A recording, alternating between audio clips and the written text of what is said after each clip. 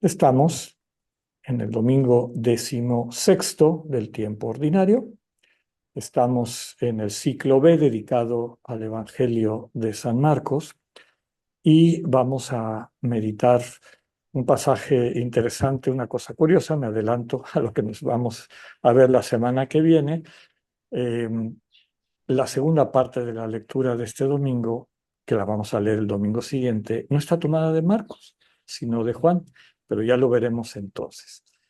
Como lema para meditar en esta Eucaristía, esta frase tomada de la lectura del Evangelio, que describe cómo el Señor se compadece de las personas necesitadas, es decir, siente con ellas, padece con ellas, entiende, siente en su corazón lo que ellas y ellos sienten.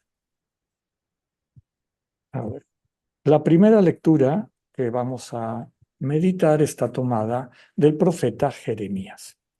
Ya lo conocemos, este profeta al que se le ha llamado profeta del lamento de Dios, perdón, ya.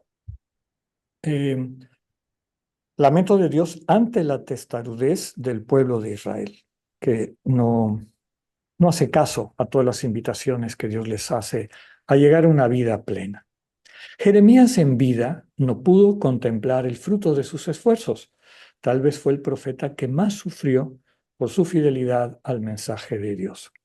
Fue hasta después de su muerte que el pueblo entendió la profundidad de su enseñanza y desde luego la fidelidad al Dios que lo enviaba, y lo consideró entre los tres grandes profetas, junto con Isaías y Ezequiel.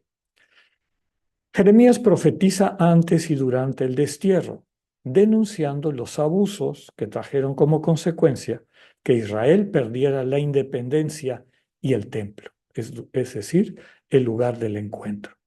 El texto de hoy va dirigido a los pastores de Israel, es decir, a las autoridades civiles y religiosas que en vez de cuidar y proteger al pueblo, es decir, al rebaño que se les confió, se dedicaron a maltratarlo y dispersarlo. Dios promete que Él será el pastor que vendrá a reunir y cuidar con amor a sus ovejas. El pastor por antonomasia será el Mesías, el renuevo en el tronco de David, es decir, el Señor Jesús. Tomado de la lectura, será un rey justo y prudente y hará que en la tierra se observen la ley y la justicia. Vamos a meditar después el Salmo 22 o 23, muy conocido por todas y todos, este salmo que describe al Señor como nuestro pastor. Siendo nuestro pastor, nada nos faltará. Rescata la figura de Dios como el protector de su pueblo, que lo cuida con amor solícito, proveyéndole alimento, seguridad y dirección. A quienes se dejan conducir por Dios no les faltan verdes praderas y fuentes tranquilas para reparar sus fuerzas. Nuestro Señor nos prepara la mesa, con perfume nuestra cabeza y llena nuestra copa. Tomado también del Salmo, tu bondad y tu misericordia me acompañarán todos los días de mi vida. En la segunda lectura vamos a escuchar un pasaje de la carta del apóstol San Pablo a los Efesios. Ya hemos comentado varias veces que Efesios y Colosenses forman una vina, cada una de ellas profundizando en elementos de nuestra fe. Efesios, que va presentando el misterio de la Iglesia como cuerpo vivo de Cristo, mientras que con Colosenses nos presenta el misterio de Cristo. En el amor hasta el extremo del Señor, toda la humanidad puede ser reconciliada. En su cruz, Cristo acaba con todo lo que nos divide y enemista. Su amor ha tomado sobre sí nuestros odios y rencores. Nos regala la posibilidad de reencontrarnos con el amor. Ya no hay quienes están cerca y otros lejos. Ahora toda persona que acepta la redención que el Señor le ofrece es incorporada a su cuerpo vivo, a la familia de las hijas e hijos de Dios. Cristo anuló inclusive la ley que consistía en mandatos y reglamentos, nos dice la carta, para crear en sí un solo pueblo, unido por su única ley, el amor mutuo. Así somos acercadas, acercados al Padre por la acción del Espíritu, porque el Señor es nuestra paz. Y así llegamos a la lectura del Evangelio de San Marcos. Ya estamos en el capítulo 6. Después de la escena en la sinagoga de Nazaret y el envío de los discípulos, viene el relato de la muerte de Juan el Bautista, que se lee en una fiesta especial, por eso nos la brincamos. Y este domingo pasamos a la siguiente escena, que ya sabemos que en cultura bíblica también se llama como perícopa. Hoy vemos al Señor recibiendo a sus discípulos que regresan de su misión. Ellos le cuentan todo lo que habían hecho y enseñado. Mostrando la delicadeza de su amor, Jesús les invita a ir solos a un lugar despoblado para poder descansar. La gente se dio cuenta a dónde iban y se les adelantaron corriendo. Cuando el Señor llegó allá, se encontró con una numerosa multitud. El Señor siente compasión por ellas y ellos, es decir, siente en su corazón su propio dolor. Percibe que se sienten como ovejas sin pastor. La expresión transmite el drama del abandono y desvalimiento en el que se encontraba el pueblo sencillo, ignorado o maltratado por las autoridades civiles y religiosas. Todo un sistema social, económico y religioso en los que ellas y ellos no tenían ningún valor. El Señor no solo se compadece, sino que les muestra misericordia. Dice el texto que se puso a enseñarles, seguramente no solo con sus palabras, sino sobre todo con su cariño y cercanía manifiestos. Les devolvía así su dignidad, la que viene de sentirse valoradas, valorados, amadas, amados. Tomado del texto, vio una numerosa multitud que lo estaba esperando y se compadeció de ellos.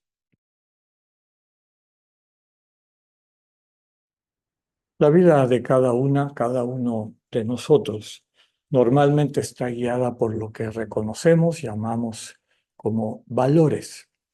Valores en el sentido denso del término, si quieren ustedes, literal. ¿A qué le doy valía? ¿Qué es para mí apreciado? Es decir, le doy precio no económico o monetario, sino que para mí tiene importancia, tiene sentido. A todas y a todos nos mueven los valores, desde cosas tan sencillas como que tienes que escoger entre dos platos de comida, ¿cuál te da más satisfacción? O para algunas personas, ¿cuál te nutre más? ¿Cuál hace más tiempo que no has probado? Entran finalmente en tu toma de decisiones muchos elementos que están sustentados en esos valores, a lo que le das importancia en tu vida. Y hemos comentado en otras ocasiones que hay veces en que los valores entran en conflicto.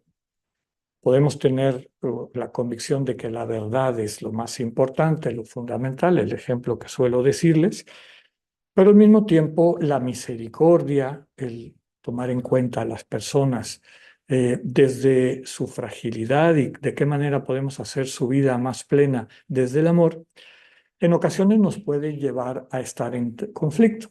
Y hace unas semanas comentábamos de ese caso real de alguien que sabemos que es muy aprensivo, constantemente se está preocupando de todo, lo cual lo mantiene particularmente tenso o infeliz, y de repente nos enteramos de que tiene un cáncer terminal, le quedan una semana o algo por el estilo, y entramos en ese conflicto.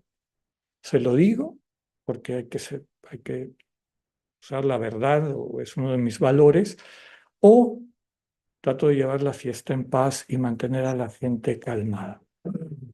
Por poner un ejemplo sencillo. Así como eso, hay infinidad de valores en conflicto a la hora de poder tomar una decisión. Para nosotros como cristianos y cristianas, el valor fundamental es el amor. Es el vínculo que nos une a nuestros hermanos y hermanas y que nos lleva a sentir el deseo de utilizar todo lo que hay en nuestras vidas para poder hacer sus vidas más ricas, más plenas, más felices finalmente. Y ese es uno de los sentidos fundamentales de lo que nos mueve. Por eso el amor es el centro o es el valor principal de nuestra vida cristiana. San Ignacio le agrega un puntito a esto del amor, ¿no? Que debe ser un amor discreto, un amor discernido. En el espacio de la oración contemplativa captamos que la mejor manera de amar es siendo uno, una en Cristo. Y desde el Señor y con el Señor poder ir dirigiendo lo que somos y tenemos en la construcción de la familia, del proyecto de Dios, que es esta familia centrada en el amor de comunión. La lectura del Evangelio habla de eso. Aquí hay dos valores necesarios y en conflicto, ¿no? El valor, además necesidad y expresión de humildad, de que todas y todos necesitamos descansar para poder estar plenamente capacitados para amar y servir, para poder entregarnos a la misión que Dios nos confiere. Pero hay ocasiones en que el amor nos demanda poner a un lado tal vez ese valor que en sí mismo tiene sentido por la necesidad del hermano o la hermana a quien podemos tocar con nuestra vida, transformar su situación, nutrirle desde nuestra presencia cariñosa, amorosa. Entonces tenemos que discernir, como el Señor Jesús discierne. Llegan a ese lugar, ve cómo está la gente y él se siente conmovido, nos dice el texto. Un elemento fundamental del amor cristiano es la compasión y el segundo, la misericordia. La compasión que permite a las personas sentir, captar en su interior lo que está sintiendo el hermano o la hermana, y eso también nos permite captar el nivel de necesidad en el que se encuentre. Puede ser algo ligero o puede ser que realmente esté muy necesitada de lo que sea, no solamente cuestiones materiales, sino sobre todo de este amor que nutre, que devuelve la dignidad, que hace que la gente se sienta abrazada, convalidada, etcétera, ¿no? De corazón a corazón podemos percibir y sentir lo que el hermano o la hermana siente. La segunda parte es esta misericordia, que como sabemos es tener un corazón donde quien se siente miserable puede venir a refugiarse, puede venir a habitar. Es decir, también recibimos en un abrazo que transforma a nuestros hermanos y hermanas que lo necesitan. Eso es lo que siente el Señor Jesús de las personas que se encuentran allá. Lo vería en sus rostros, en sus actitudes, en la manera como se acercan a Él. Siente ese hambre que tienen, sobre todo de sentirse amadas, amados, reconocidas, reconocidos, convalidadas, convalidados. Ya decíamos, y ahí empiezan nuestras lecturas en Jeremías, la sociedad y la religión en esa época y a veces en nuestra época estaban construidas alrededor de un sistema que en vez de incorporar, ayudar, acompañar a todos los que formamos parte de la familia humana en un proceso de maduración, de descubrimiento y planificación de sus capacidades, pues va haciendo separaciones, va justificando privilegios, va dejando gente fuera. Para el pueblo de Israel, estas ovejas sin pastor no solamente les habían quitado, digamos, la libertad económica y social, sino inclusive la religiosa, porque las mismas autoridades y la forma como se presentaba una pseudo religión, que más bien era una ideología, era que su situación se debía o a sus pecados, como nos lo dicen las lecturas en el Evangelio, o los pecados de sus padres, o sabe dónde, ¿no? Entonces, no solamente eran descartados, diría el Papa Francisco, descartables por la sociedad, incluida la sociedad religiosa, sino que se sentían descartados por el Dios mismo, ¿no? Por el Dios vivo. Y el Señor Jesús viene a transmitirles y a transmitirnos esta verdad de que Dios no descarta a nadie. Todas y todos tenemos un valor infinito, absoluto ante Dios. Es parte de nuestra doctrina cristiana que cada persona es un absoluto. En sí misma, en sí mismo, tiene un valor infinito y no vinculado a nada más. Por eso es absoluto. El Señor Jesús amaba a la gente así. La amaba, la distinguía, la interactuaba con ellas y ellos de tal manera que recuperaran ese sentido de su dignidad, que se puede perder de dos maneras. Cuando te la han quitado y sientes que no vales nada, o cuando tu ego te ha quitado tu verdadera dignidad y te ha llevado a la falsificación, la otra cara de la moneda, que es la soberbia. Ninguna de las dos implican esta realidad propia de la dignidad humana centrada en el amor. La carta de Pablo a los Efesios nos lo dice, ¿no? En el amor de Dios ya no hay judíos y no judíos, ya no hay ninguna de estas barreras que normalmente en estas estructuras que no tienen nada que ver con el proyecto de Dios nos separan, nos hacen vernos como enemigos o como tontos o como incapaces, etcétera, ¿no? Finalmente, lo que impide que el amor de comunión se construya entre nosotras y nosotros. Finalmente, quisiera decir algo. Desde luego que hay una crítica fuerte a los pastores, ¿no? Lo dice la lectura de Jeremías, y que pastores, tanto civiles como religiosos, ¿no? Que normalmente el poder tiene la capacidad de corromper el corazón humano. Y todo tipo de poder, ¿eh? Aunque esté disfrazado de un referente, vuelvo a decir, pseudo religioso.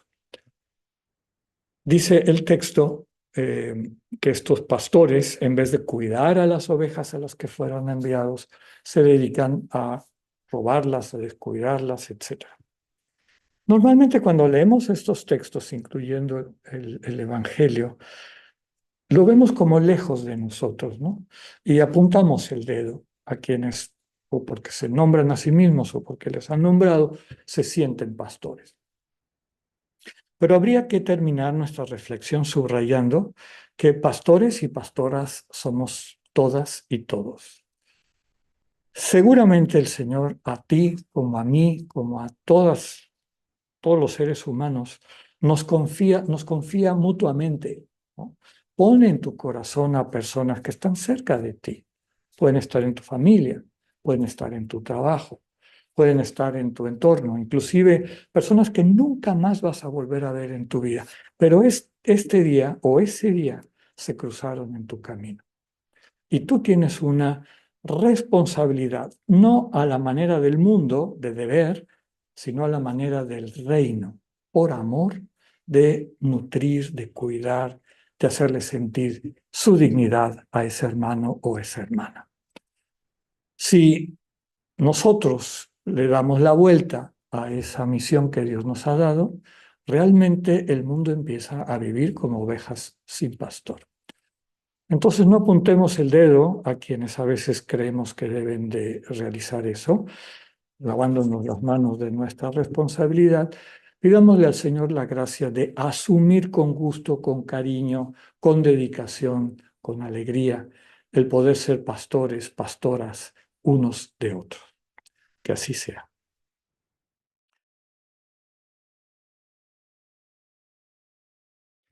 En la homilía les invitaba a que no olvidemos nuestra vocación de ser pastores y pastoras mutuamente.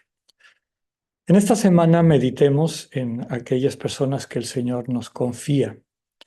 Y esa es una parte. Tenemos que meditar también en aquellas personas a quienes Dios nos confía. Es decir, quienes nos transmiten vida y a veces no nos damos cuenta. Cuánta gente con una sonrisa, con una presencia, con una forma de acompañarnos a lo largo de nuestra cotidianidad, nos muestra este rostro bondadoso de Dios. Han aceptado y han vivido a plenitud la misión que Dios les ha confiado. Vivamos nuestra misión de ser pastores y pastoras y acojamos con alegría y gratitud a quienes también nos llevan a encontrar estas verdes praderas y aguas claras. Que así sea.